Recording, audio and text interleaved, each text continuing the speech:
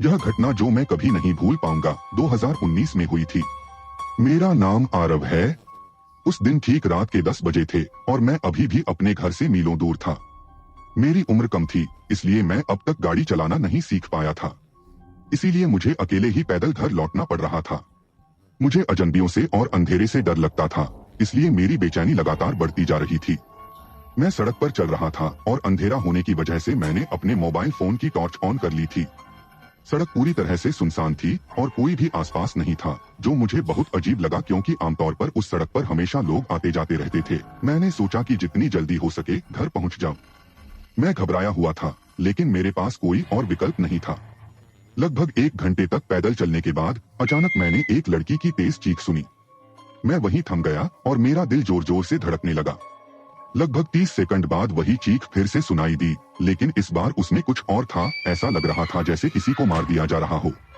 अब मैं बिना सोचे समझे उस आवाज की दिशा में दौड़ पड़ा, लेकिन जैसे ही मैं उस जगह पहुंचा, चीखना बंद हो गया।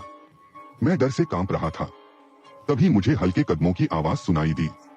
मैंने जल्दी से टॉर्च की रोशनी उस दिशा में डाली और जो देखा उससे मैं चौंक गया। मेरे सामने एक छोटी सी लड़की थी जो जोर जोर से रो रही थी और उसके शरीर पर चाकू से किए गए कई जख्म थे। घाव इतने गहरे और खतरनाक थे कि उसे मर जाना चाहिए था, लेकिन वह अब भी जिंदा थी।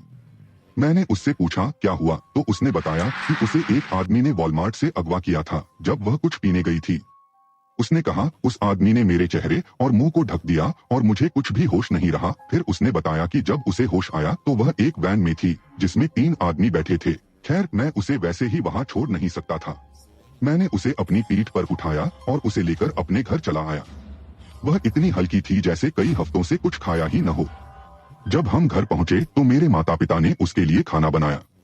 उसकी पीली पड़ चुकी रंगत और दुबला पतला शरीर देखकर डर भी लग रहा था। इसके बाद मैंने पुलिस को कॉल किया और उन्होंने उस इलाके की जांच शुरू की जहां मैंने उस लड़की को पाया था। कुछ घंटों बाद पुलिस ने मुझे बताया कि उन्हें वहां एक पुराना केबिन मिला है जिसमें उस लड़की के माता पिता की लाशें पड़ी थीं। वे बुरी तरह से काटी गई थीं। इसके अलावा पुलिस को एक आदमी उसी केबिन में छिपा मिला जिसके पास चाकू था। उस समय लड़की खाना खा रही थी और मुझे अजीब सी नजरों से देख रही थी, जैसे समझ ही नहीं पा रही थी कि हो क्या रहा है। मुझे उस पर बहुत तरस आ रहा था। वह अपराधी वहीं पकड़ा गया और फिर उसे हत्या के आरोप में उम्र कैद की सजा मिली। मामला यहीं खत्म हो गया, लेकिन उस लड़की के पास अब लौटने के लिए कोई जगह नहीं थी। मैंने अपने माता पिता को बताया और काफी बातचीत के बाद उन्होंने उसे गोद लेने का फैसला किया।